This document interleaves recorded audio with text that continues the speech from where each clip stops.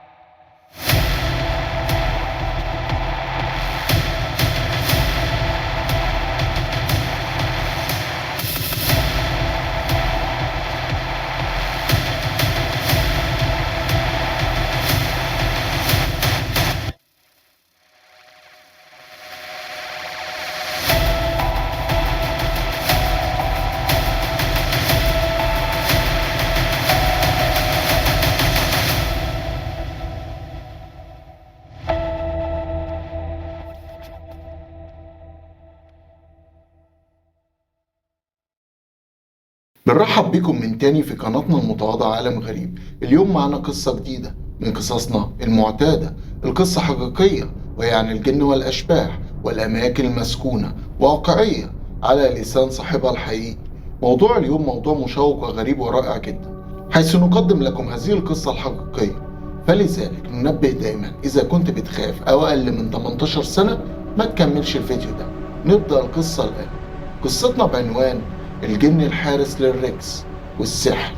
بيحكي صاحب القصة وبيقول: بقالي كام سنة بعاني من دخول الصيف بسبب الإبراص اللي بتهرب من كل مكان الشمس بتتعرض له لأماكن فيها ظل وضلمة أكتر.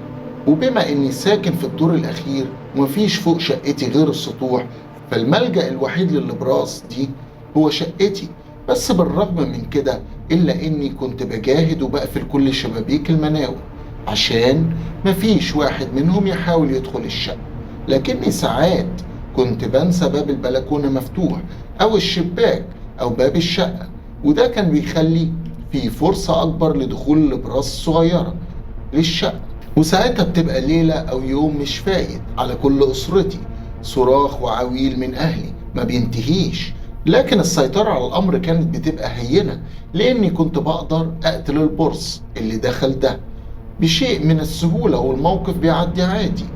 وفضلت على الوضع ده لحد السنة اللي فاتت. وليه بقول السنة اللي فاتت؟ لأنها كانت سنة غريبة جدا، واللي حصل ليا فيها كان أغرب. وده لأني عشت مأساة كبيرة محدش يقدر يتخيلها. يمكن أحداثها انتهت كلها، وده اللي بيخليني أحكي عنها، لكن أثرها لسه موجود جوايا لحد دلوقتي. السنة اللي فاتت وتحديدا في الصيف بدأ بسخونة في الجو وحر رهيب. وقتها بقيت بلاحظ أصوات الأبراج في المنور بتتعالى بشكل مخيف يوميا، وكمان بدأت ألاحظ وجودهم بأعداد كبيرة وهم واقفين على الحيطان المقابلة لشبابيك شقتي المطلة على المنور. المرة دي كان أحجامهم كبيرة جدا لدرجة تخليك تتخض، وبدون وعي تلاقي نفسك بتقول تمساح ده ولا برص. وفضل الموضوع على ده الحال لحد ما في ليلة غريبة، وتحديدا قبل الفجر بحوالي نص ساعة كده، قمت عشان اتوضى واحضر نفسي للصلاة. ويا دوب قمت من على سريري، واول لما عيني جت على شباك اوضتي المطل على المنور، وقتها لمحت برص واقف شكله بشع جدا. كان اسود بالكامل، ضخم لدرجة ان طوله يساوي طول ربع دراع بني ادم. ومن كتر ما هو تخين او ضخم تحس إن جسمه منفوخ. كان بيصدر صوت طنين قوي جدا ومرعب، خلى جسمي اترعش وجريت على الشباك وخبطت بكفي على الإزاز من جوه. فالخبطة اللي خبطتها دي خلته يهرب ويختفي في ضلمة المنور وعتمته. بعدها أخدت نفسي اللي كان اتحاش من منظر البرص المرعب، وخرجت بره الأوضة عشان أشرب وأروح أتوضى. فتحت باب التلاجة وشربت، وأول ما قفلت الباب ولفيت وشي لقيت نفس البرص واقف على الحيطة، بس المرة دي بقى كان جوه الشقة مش في المنور. معرفتش هو دخل الشقة ازاي بالسرعة دي أو دخل منين. أنا متأكد إني قافل كل الشبابيك والمنافذ ومتمم عليهم كويس، وقلت لنفسي ساعتها ده حتى حجمه الكبير ما يسمحلوش إنه يدخل من أي فتحة صغيرة. وللعلم أنا ما بخافش من البراس نهائيا، لكن المرة دي شكل وحجم البرص كانوا يرعبوا أي حد مهما كان قلبه جامد.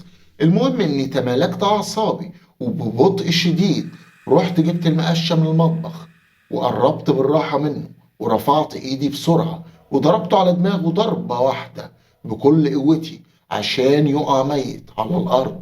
حسيت ساعتها بنشوة الانتصار وراحة كبيرة سكنت قلبي بعد ما كنت هموت من الخوف.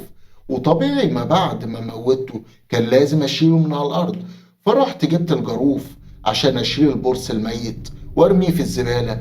لكني لما رجعت عشان أشيله ما لقيتوش. وقتها بقيت عامل زي المجنون، ازاي اختفى فجأة كده ويا ترى هو راح فين. فضلت اتلفت حوالين نفسي وانا بدور عليه، لكن ساعتها الفجر هيأذن، وعشان كده قلت بيني وبين نفسي خلاص بقى كبر دماغك وادخل اتوضى وانسى مؤقتا حوار البرص ده، وبعد الصلاة نشوف ايه حكايته. دخلت اوضتي عشان اجيب فوطة، واول لما دخلت لقيته هو نفس البرص واقف على الحيطة اللي جنب سريري. لكن مع رؤيتي له والمفاجأة اللي اتفاجئتها أذان الفجر أذن، وهنا بقى البرص جري بسرعة رهيبة ودخل جري ورا الدولاب. فبسرعة قفلت الأوضة وخرجت وأنا هموت من الخوف. أنا أول مرة أخاف من برص بالشكل ده. هو في إيه؟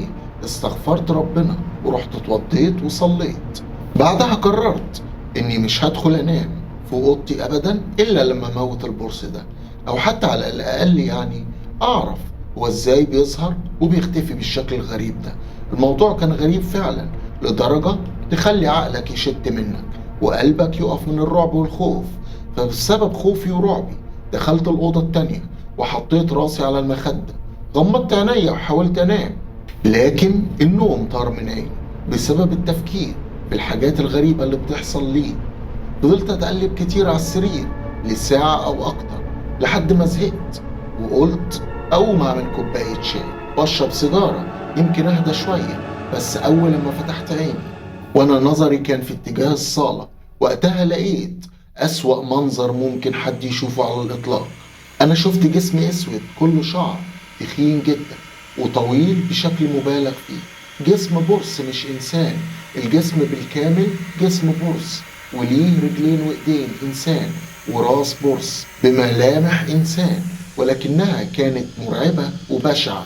كان واقف قدامي بالتحديد يعني في زاوية الصالة اللي في وش أوضتي على طول.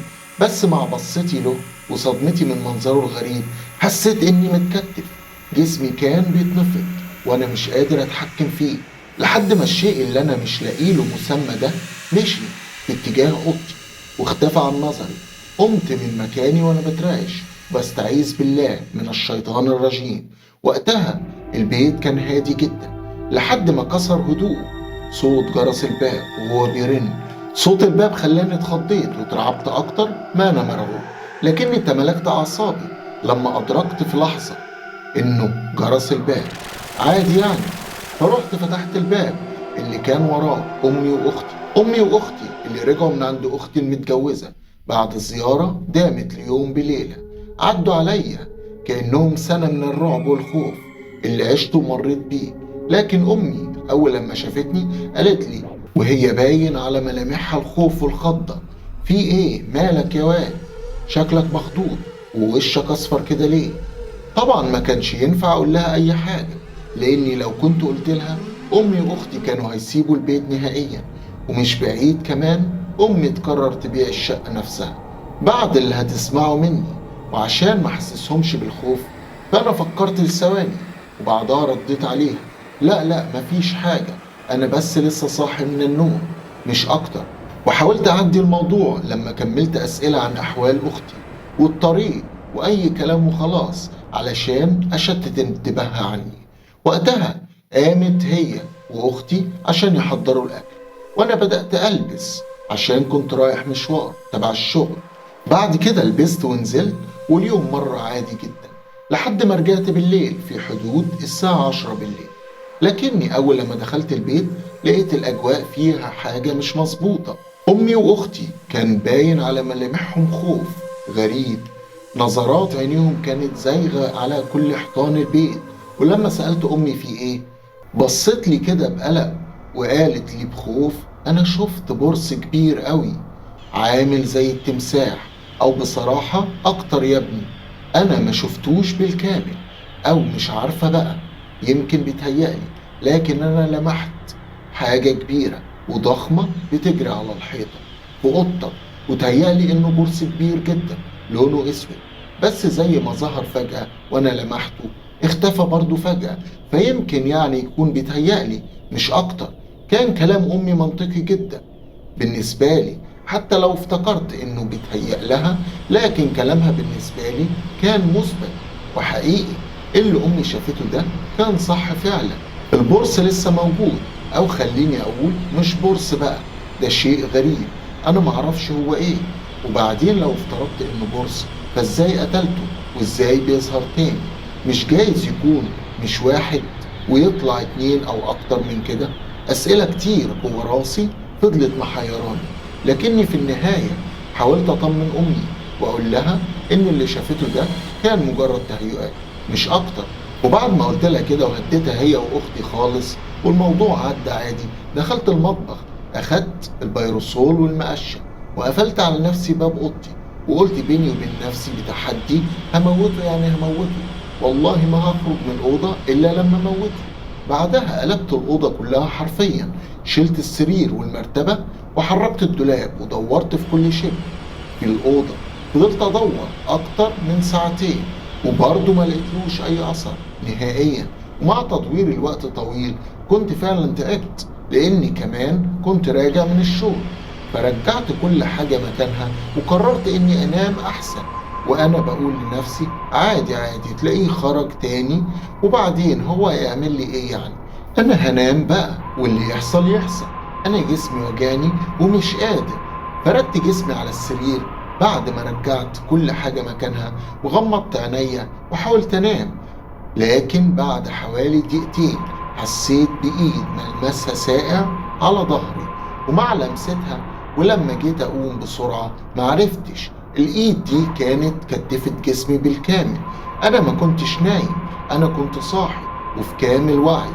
طب اوعى حاولت أعافر عشان أتخلص من تحكم الإيدين دي فيا اللي أنا مش شايفها، لكني ما قدرتش، فعافرت تاني وحاولت أقوم لحد ما فجأة سمعت صوت حد أو راجل بيقولي في ودني أنا جاي عشانكم ومحدش هيقدر يمشيني من هنا. الصوت قال الكلمتين دول واختفى تماما، وأول لما الصوت ده اختفى جسمي فك وقمت وأنا بصرخ ولسه ببص جنبي لقيت بواقي شعر على السرير، شعر اسود خشن مقزز وريحته مقرفة. ومكان الشعر ده كان السرير سخن جدا زي جمرة النار. وقتها ما كنتش عارف المفروض اني اعمل ايه او اتصرف ازاي، اقول لامي واختي ولا اسكت واحاول اني الاقي تفسير للموضوع ده لوحدي. وبعدين هو ايه اللي بيحصل لي ده كله من الاساس وايه سببه؟ معقول يكون حتة برص؟ قطع تفكيري وحيرتي صوت اختي وهي بتصرخ. جريت بسرعة على بره، وساعتها سمعت صوت صراخها بقى اعلى لانه كان ممزوج بصوت صراخ امي. رحت ناحيتهم بسرعة، واول لما شافوني شاورولي على الحيطة اللي جنب منور الصالة وقالولي بخوف وبذعر انهم شافوا برص كبير اسود لا يمكن يكون برص ابدا، ده برص بحجم تمساح. وكملوا كلامهم وهم بياخدوا نفسهم بالعافية من الخضة لما قالوا لي إنهم مش هيباتوا في الشقة لو أنا ما اتصرفتش وقتلته. والغريب بقى أو المتوقع بالنسبة لي يعني إني أنا لما بصيت على المكان اللي شاورولي عليه ما لقيتش حاجة خالص. وعشان برضو ما خوفهمش عملت نفسي إني بدور على البورصة قدامهم، وأنا عارف ومتأكد إني مش هلاقيه كالعادة. وبعد دقايق من البحث قلت لهم إني ما لقيتش حاجة، وأكيد هما بيتهيأ لهم. وما بين عياطهم وتأكيدي على إن الموضوع ده تهيؤات قدرت إني أقنعهم إلى حد ما بكلامي اللي أنا نفسي ما كنتش مصدقه.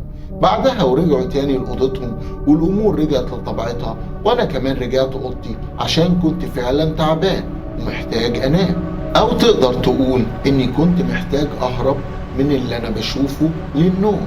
فمن الآخر كده رميت جسمي على السرير وما حسيتش بأي حاجة، لأني نمت لحوالي ساعة أو أكتر لحد ما شوية وقلقت من نومي وأنا عطشان جدا بفعل الحر.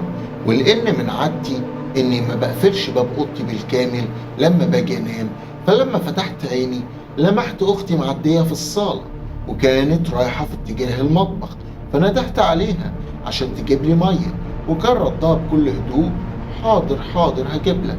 استنيت شوية حوالي 5 دقايق بس أختي معبرتنيش ولا جابت لي أشرب. قمت من على السرير وأنا مدروخ عشان أجيب مية، بس لما وصلت للمطبخ ما لقيتهاش فيه، ولما رحت للحمام برضو ما لقيتهاش. وهنا بقى كانت المصيبة، لأني لما رجعت بصيت عليها في الأوضة لقيتها نايمة. ندهت عليها وصحتها فصحيت، ولما سألتها عن إنها طنشتني وما جابتليش مية عشان أشرب هلفت لي إنها نايمة من بدري وما قامتش من نومها خالص من ساعة ما انتهينا من حوار البورس ده، وأنا أقنعتهم إنه مجرد تهيؤات. ولحد هنا بينتهي الجزء الأول من قصتنا، وإلى اللقاء في الجزء الثاني. ما تنسوش تعملوا لايك وسبسكرايب في القناة وشير للفيديو عشان يوصل لأكبر عدد ممكن. يا رب يكون عجبكم الجزء الأول، وإلى اللقاء في الجزء الثاني، وشكرا.